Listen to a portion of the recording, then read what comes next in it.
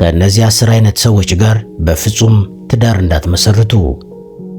ይህ መልእክት ለሴቶችም ለወንዶችም ነው። የትዳር አጋር ምርጫ ሕይወታችንን ወይም ቤታችንን ወይ ሲኦል ወይ ደግሞ ገነት ሊያደርግ የሚችል ታላቅ ውሳኔ ነው። እናም ከዚህ ቀጥሎ የምናያቸው 10 ስብዕናዎች ካሏቸው ሰዎች ጋር በፍጹም ትዳር እንዳትይዙ። ትዳር የሁለት ጠንካራና ራሳቸውን የቻሉ ሰዎች ጥምረት መሆን አለበት። ስሜታዊ ጥገኛ የምንለው ሰው ደስታው፣ መረጋጋቱና የሕይወቱ ትርጉም ሙሉ በሙሉ በእናንተ ላይ የተንጠለጠለ ሰው ነው። እናንተ ስታዝኑ አብሮ የሚሰበር፣ እናንተ ስታበረታቱት ብቻ የሚቆም እና የራሱ የሆነ የውስጥ ጥንካሬ የሌለው ሰው ለትዳር አደገኛ ነው። እንዲህ አይነቱ ሰው አጋር ሳይሆን ተረጅ ነው የሚሆነው። ይህ ሁኔታ ተለጣፊ ማንነት ወይም ኮዲፔንደንሲ ይባላል። መጀመሪያ ላይ ይህ ሰው እናንተን በጣም የሚወዳችሁና ያለ እናንተ መኖር የማይችል ሊመስላችሁ ይችላል። ነገር ግን ጊዜ እያለፈ ሲሄድ ይህ ፍቅር የሚመስል ነገር ወደ እስራት ይቀየራል። የገዛ ስሜታችሁን፣ ፍላጎታችሁንና ራዕያችሁን መስዋዕት አድርጋችሁ እሱን ለማስደሰትና ደህንነቱን ለመጠበቅ ስትሉ ትደክማላችሁ። ራሱን መሸከም የማይችል ሰው እናንተ ስትደክሙ ትከሻ ሊሆናችሁ አይችልም። እንዲያውም እናንተ ስትወድቁ ተጨማሪ ሸክም ይሆንባችኋል። ስለዚህ የራሱን ስሜት ማስተዳደር የማይችልን ሰው ለትዳር አትምረጡ። እንደዚህ አቅም የሌለው ሰው ነገ በትዳር ውስጥ አብራችሁ መኖር ስትጀምሩ አየር ያሳጣችኋል። ትዳር ሁለት ሙሉ ሰዎች ተገናኝተው የበለጠ ሙሉ የሚሆኑበት እንጂ አንዱ ሌላውን ተሸክሞ የሚሄድበት አድካሚ ጉዞ መሆን የለበትም። ራሱን መሸከም የማይችል ሰው እናንተንም ሊሸከማችሁ እንደማይችል በደንብ ልታውቁ ይገባል። ከራስ ወዳድ ሰዎች ጋር መጣመር ማለት ራስን በገዛ እጅ መቅበር ማለት ነው። እነዚህ ሰዎች በፍቅር ስም የሚቀርቧችሁ እናንተን ለማክበር ሳይሆን እናንተ ለነሱ የምትሰጡትን ክብርና አገልግሎት ለመመገብ ነው። እነዚህ ሰዎች በትዳር ውስጥ እኛ የሚል ቃል የላቸውም። የሁሉ ነገር ማዕከል፣ የሁሉ ነገር ጀማሪና ጨራሽ እነሱ ብቻ እንዲሆኑ ይፈልጋሉ። የእናንተ ስሜት፣ የእናንተ ድካምና የእናንተ ስኬት የሚታያቸው ለነሱ በምትሰጡት ጥቅም ልክ ብቻ ነው። ይህ ሁኔታ ናርሲስታዊ ማንነት ወይም ናርሲስቲክ ፐርሰናሊቲ ይባላል። ከእንደዚህ አይነት ሰዎች ጋር ስትኖሩ እናንተ የማንነታቸው ጥላ እንጂ እኩል አጋራቸው አትሆኑም። ስህተት ሲፈጽሙ ጥፋተኛው እናንተ ናችሁ። ስኬት ሲመጣ ግን ባለቤቱ እነሱ ብቻ ናቸው። እናንተን ዝቅ በማድረግ እነሱ ከፍ ብሎ ለመታየት ይጥራሉ። ከእነዚህ ሰዎች ጋር መኖር በትዳር ውስጥ የምትሰጡት ፍቅርና መስዋዕትነት ሁሉ እንደ ባህር አሸዋ ተበትኖ የሚያልቅ እንጂ ፈጽሞ በቃኝ የማይባልለት የጥማት ጉድጓድ ነው። ስለዚህ ራሱን ብቻ ከሚያመልክ ሰው ጋር ትዳር አትመስርቱ። ትዳር መስጠትና መቀበል ያለበት የሁለትዮሽ መንገድ እንጂ አንዱ ገባሪ ሌላው ደግሞ ተቀባይ የሚሆንበት አምባገነናዊ ስርዓት አይደለም። ማንነታችሁንና ክብራችሁን የሚረግጥ እናንተን እንደ መሳሪያ እንጂ እንደ ሰው የማይመለከት አጋር የሕይወታችሁን ብርሃን ያጠፋዋል። የሰውን ስሜት የማይረዳና ለራሱ ክብር ብቻ የሚኖር ሰው ለእናንተ ሰላም ፈጽሞ ግድ የለውም። ትዳር በውልና በቃል ላይ የተመሰረተ ተቋም ነው። ቃል አባይ የምንለው ሰው ቃሉን እንደፈለገ የሚለዋውጥ፣ በትንሽም በትልቁም የሚዋሽ እና ለገባው ቃል ክብር የማይሰጥ ነው። ከእንደዚህ አይነት ሰው ጋር ትዳር መመስረት ማለት አሸዋ ላይ ቤት ከመስራት ጋር ይመሳሰላል። ዛሬ የገባላችሁን ቃል ነገ በምክንያት የሚሽር ከሆነ በሕይወታችሁ ውስጥ እምነት የሚባል ነገር ቦታ አይኖረውም። እምነት በሌለበት ትዳር ውስጥ ደግሞ ፍቅር እንደ ጧፍ እየቀለጠ ይጠፋል። ይህ ሁኔታ የታማኝነት ጉድለት ወይም ኢንቴግሪቲ ዲፌክት ይባላል።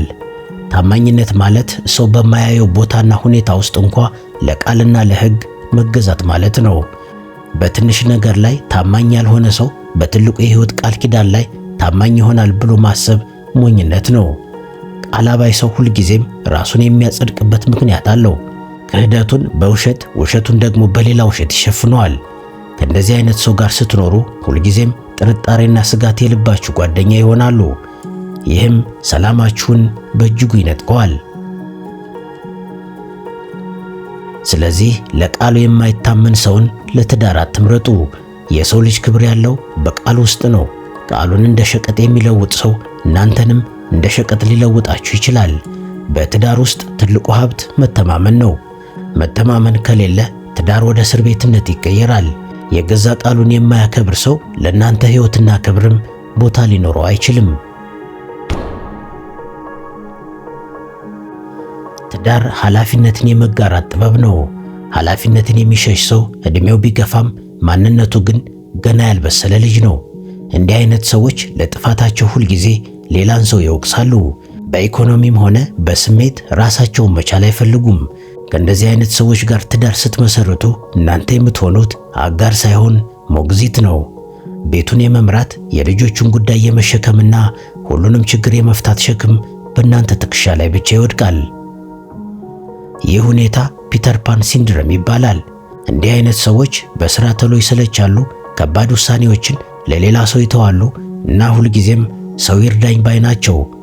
ነገር ግን ትዳር የሁለት እኩል አጋሮች ትግል ነው። አንዱ ታዛይ ሌላው ደግሞ አዛይ በሆነበት ቤት ውስጥ ተሸካሚው አካል በጊዜ ሂደት ይዝላል። ኃላፊነት የማይወስድ ሰው ለትዳሩና ለቤተሰቡ ክብር የሚሆን ማንነት የለውም። ስለዚህ ኃላፊነትን የሚሸሽ ሰው ለትዳር አትምረጡ። ትዳር አዋቂነትንና ቆራጥነትን ይጠይቃል። ራሱን ቤቱንና ተግባሩን ማስተዳደር የማይችል ሰው በእናንተ ላይ ተጨማሪ ሸክም እንጂ ረዳት አይሆንም። በሕይወት ማዕበል ውስጥ አብሯችሁ የሚቀዝፍ እንጂ መርከቧ ስትናወጥ ወደ ጓዳ የሚሸሽ አጋር በፍጹም አያስፈልጋችሁም። ትዳር የሰላምና የእረፍት መጠለያ ሊሆን ይገባል። ግልፍተኛ የምንለው ሰው ስሜቱን የመግዛት አቅም የሌለው፣ በትንሽ ነገር የሚቆጣና ቁጣውን በዙሪያው ባሉ ሰዎች ላይ የሚተፋ ሰው ነው። ከእንዲህ አይነት ሰው ጋር መኖር ማለት ሁልጊዜም ፈንጅ ላይ እንደመቀመጥ ነው። ምን እንደሚያስቆጣውና መቼ እንደሚፈነዳ ስለማታውቁ በገዛ ቤታችሁ ውስጥ በነፃነት የመተንፈስ መብታችሁን ታጣላችሁ። ንዴት ባለበት ቦታ ደግሞ ፍቅርና መከባበር ቦታ የላቸውም። ይህ ሁኔታ የስሜት ቁጥጥር እጥረት ወይም ላክ ኦፍ ኢምፐልስ ኮንትሮል ይባላል። ንዴት በራሱ ስሜት ቢሆንም ንዴትን ተገን አድርጎ ሌላውን ሰው ማዋረድ፣ መስደብ ወይም ማስፈራራት ግን የባህሪ መበላሸት ነው። ቁጡ ሰው ከተነፈሰ በኋላ ይቅርታ ሊጠይቅ ይችላል። ነገር ግን የሰበረው ልብና ያፈረሰው ክብር በቀላሉ አይጠገንም። በንዴት የሚናገራቸው ቃላት እንደ ሹል ቢላዋ በነፍሳችሁ ላይ ጠባሳ ይጥላሉ። ሰላማችሁን በየቀኑ ለሌላ ሰው ቁጣ መስዋዕት እያደረጋችሁ ደስተኛ ትዳር ሊኖራችሁ አይችልም።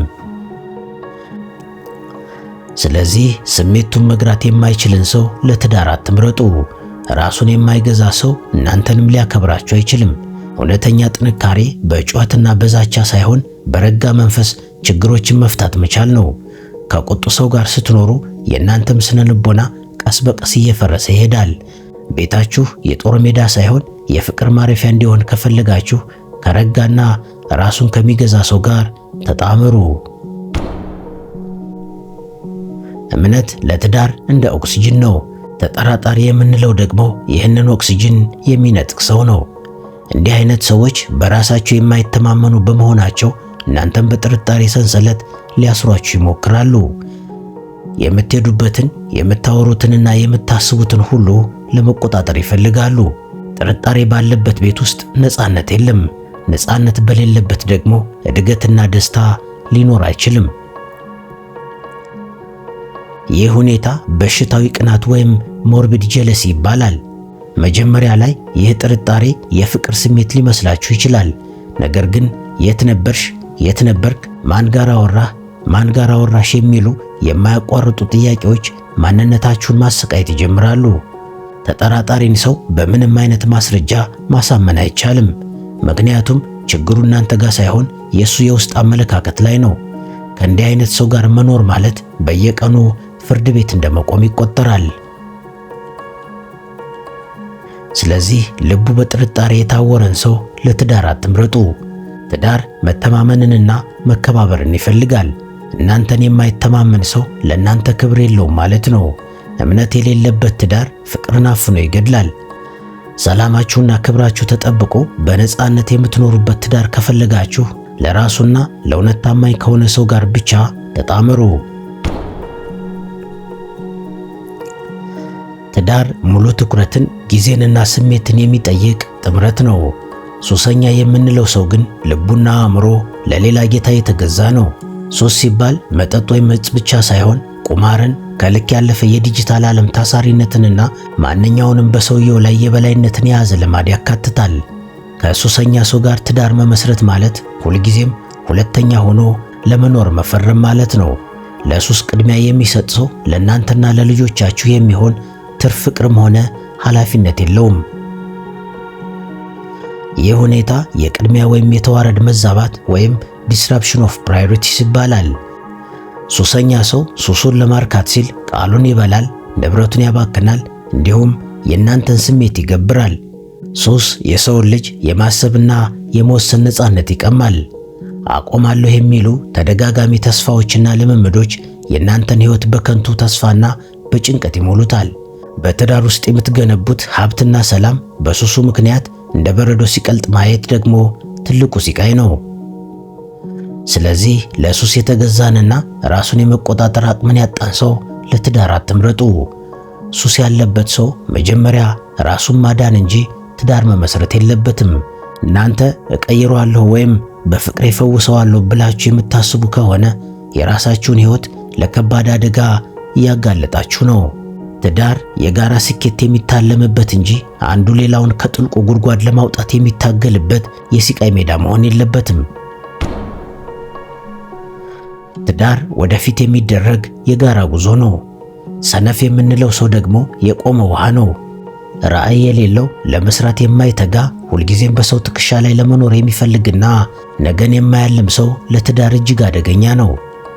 ሕይወት በየቀኑ አዳዲስ ፈተናዎችንና ፍላጎቶችን ይዛ ትመጣለች። በእነዚህ ፈተናዎች ውስጥ ደግሞ አብሯችሁ የሚለፋና የሚወጣ የሚወርድ አጋር ከሌላችሁ ጉዟችሁ አድካሚና ተስፋ አስቆራጭ ይሆናል። ይህ ሁኔታ የማይንቀሳቀስ ማንነት ወይም ስታግናንት ማይንድ ሴት ይባላል። እንዲህ አይነት ሰዎች ጊዜያቸውን ያለ ዓላማ ያባክናሉ፣ እድሎችን አይጠቀሙም፣ እንዲሁም እናንተ ለመለወጥ ስትጥሩ በተቃራኒው ወደ ኋላ ይጎትቷቸዋል። ያለን ይበቃናል በሚል የድህነትና የዝቅተኝነት አስተሳሰብ ውስጥ ተዘፍቀው የእናንተን ታላቅነት ያቀጭጫሉ። ትዳር መደጋገፍ እንጂ አንዱ ሲሮጥ ሌላው ደግሞ እንደ መልህቅ ወደ ኋላ የሚጎትትበት ስርዓት አይደለም። ስለዚህ ራዕይ የሌለውንና ሰነፍ ሰውን ለትዳር አትምረጡ። አብሯችሁ ያለው ሰው የእናንተን ህልም የሚያሳድግና ለሥራ የሚያነሳሳችሁ መሆን አለበት። ትጋት የሌለበት ቤት ውስጥ ድህነትና ጭቅጭቅ ይሰፍናል። ነገን የሚያልም ለውጥን የሚናፍቅና ለዚያም የሚተጋ አጋር ብቻ ነው ለትዳራችሁ ክብርና ለወደፊት ልጆቻችሁ አርአያ ሊሆን የሚችለው። ትዳር የመስጠትና የመለገስ ጥበብ ነው። ስስታም የምንለው ሰው ገንዘቡን ብቻ ሳይሆን ስሜቱን፣ ፍቅሩንና ደግነቱንም ጭምር የሚሰስት ሰው ነው። ከእንደዚህ አይነት ሰው ጋር መኖር ማለት በበረሃ ውስጥ ውሃ እንደመፈለግ ነው። ስስታምነት ከገንዘብ ማጣት የሚመጣ ሳይሆን ከልብ ጠማማነት የሚመጣ የባህሪ ችግር ነው። እንዲህ አይነት ሰዎች ለራሳቸው እንጂ ለሌላው ሰው አያዝኑም። ለእናንተም ሆነ ለቤተሰባችሁ የሚያስፈልገውን ወይም የሚደረግን ነገር በሙሉ እንደ ትልቅ ኪሳራ ነው የሚቆጥሩት። ይህ ሁኔታ ስኬርሲቲ ማይንድ ሴት ይባላል። ስስታም ሰው ለእናንተ ክብርና ደህንነት የሚሆን ነገር ለማድረግ ይቸገራል። ፍቅር ደግሞ በተፈጥሮ ለጋስ ነው። እንዳይጎድልብኝ በሚል ፍርሃት ውስጥ የሚኖር ሰው የእናንተን ፍላጎትና ስሜት ለማርካት ፈቃደኛ አይሆንም። ጨካኝነቱ ደግሞ የሚመጣው ከዚሁ ስስት ነው። የሌላው ሰው ስቃይና ችግር የማይሰማው፣ ለሰው ልጅ ስብራት የማይራራ አጋር በቤታችሁ ውስጥ ቢኖር በችግራችሁ ቀን የሚደርስላችሁ ሰው አታገኙም። ስለዚህ ልቡ ለቸርነትና ለርህራሄ ያልተከፈተን ሰው ለትዳር አትምረጡ። ትዳር በደግነትና በምህረት ላይ የሚቆም ተቋም ነው። ለሰው የማይራራና ለቁስ ብቻ የሚኖር ሰው ነገ እናንተ ብትታመሙ ወይም ብትቸገሩ ጀርባውን ከመስጠት አይመለስም። ርህራሄና ደግነት የሌለበት ቤት ደረቅና ቀዝቃዛ ነው። ሰላም የሚገኘው ካለው ላይ ለሌለው በሚተርፍ የሰውን ሲቃይ በሚረዳና በልበ ሰፊ አጋር ዘንድ ብቻ ነው። ትዳር አዲስ ጎጆ፣ አዲስ ስርዓትና አዲስ ዓለም ነው። ወላጅ አምላክ የምንለው ሰው በእድሜ ትልቅ ቢሆንም በውሳኔና በሐሳብ ግን አሁንም በወላጆቹ እቅፍ ስር ያለ ሰው ነው። እንዲህ አይነት ሰዎች የቤታቸውን ሚስጥር፣ የትዳራቸውን አቅጣጫና የግል ውሳኔዎቻቸውን በሙሉ በወላጆቻቸው አልፎ ተርፎም በእህት ወንድሞቻቸውና ዘመዶቻቸው ቁጥጥር ስር የሚያደርጉ ናቸው። ከነሱ ጋር ስትኖሩ ትዳራችሁን የምትመሩት እናንተ ሳትሆኑ ከቤታችሁ ውጭ ያሉ ሰዎች ናቸው። ይህ ሁኔታ ያልተቋረጠ የትብት ዝምድና ወይም ኢምነሽመንት ይባላል። አንድ ሰው ወላጆቹን ማክበርና መንከባከብ ያለበት ቢሆንም በትዳር ውስጥ ግን የበላይ ውሳኔ ሰጪው እሱና አጋሩ ብቻ መሆን አለባቸው። ወላጅ አምላኪ የሆነ ሰው ለቤተሰቦቹ ሲል ያለ አግባብ እናንተ መስዋዕት ሊያደርጋችሁ ይችላል። በቤታችሁ ውስጥ ሶስተኛ ወገን ጣልቃ በሚገባበት ጊዜ መተማመንና ሚስጥር የሚባሉ ሁለት ወሳኝ ጉዳዮች በመካከላችሁ አይኖሩም። እናንተ የምትኖሩት ከወላጆቹ ጋር እንጂ ከአጋራችሁ ጋር እንዳልሆነ ይሰማችኋል። ስለዚህ ራሱን ችሎ መቆም የማይችልንና በወላጆቹ ተጽዕኖ ስር ያለን ሰው ለትዳር አትምረጡ። ትዳር ሰው ከአባቱና ከእናቱ ይለያል በሚለው መለኮታዊ መርህ ላይ የሚቆም ነው። ከወላጆቹ ሐሳብ ውጪ መወሰን የማይችል ሰው የእናንተንና የልጆቻችሁን መብት ለማስጠበቅ አቅም አይኖረውም። የራሳችሁን የትዳር ነፃነትና ክብር ለመጠበቅ ራሱን የቻለና የቤቱን ሚስጥር መጠበቅ የሚችል ብቁ ሰው መምረጥ ይኖርባችኋል። ልብ በሉ፣ ትዳር የምርጫ ውጤት ነው። ዛሬ በፍቅር ስም የምትዘነጓቸው ትንንሽ የባህሪ ጉድለቶች ነገ በትዳር ውስጥ ግዙፍ አውሬዎች ሆነው ይጠብቋችኋል። እርግጥ ነው ማንም ሰው ፍጹም አይደለም። ነገር ግን መሰረታዊ የሆኑ የማንነት ስብራቶች ለምሳሌ እንደ ሱስ፣ ስስት፣ ጭካኔና ኃላፊነትን አለመውሰድ በትዳር ውስጥ በቀላሉ አይለወጡም። ትዳርን እንደ ማረሚያ ቤት ወይም እንደ ሆስፒታል አትቁጠሩት። የታመመ ባህሪን ይዛችሁ ገብታችሁ እፈውሰዋለሁ ብላችሁ አትድከሙ። ሕይወታችሁ ወይም የምድር ላይ ቆይታችሁ ለአንዴ ብቻ የሚደረግ ውድ ቆይታ ነው። ጊዜን ማቆም ወይም ወደ ኋላ ማስኬድ አይቻልም። በወጣትነት የምትፈጽሙት ስህተት በጉልምስና መራር ዋጋ ያስከፍላቸዋል። ስለዚህ ለነፍሳችሁ የሚመጥን ለክብራችሁ የሚቆም ኃላፊነትን የሚጋራና በፍቅር አብሯችሁ የሚኖር አጋር በብልሃት ምረጡ። ዛሬ የምታዩት እያንዳንዱ ባህሪ ነገ በቤታችሁ ውስጥ የምታጭዱት የሰላም ወይም የመከራ ቡቃያ መሆኑን አትዘንጉ። እስካሁን አብራችሁ ለነበራችሁ ፍቅራችሁ፣ ትዳራችሁና ቤታችሁ ሰላም የሰፈነበት ፍቅርም የሞላበት ይሁን። በሌላ ጊዜ በሌላ ሐሳብ እስክንገናኝ ደህና ሁኑ።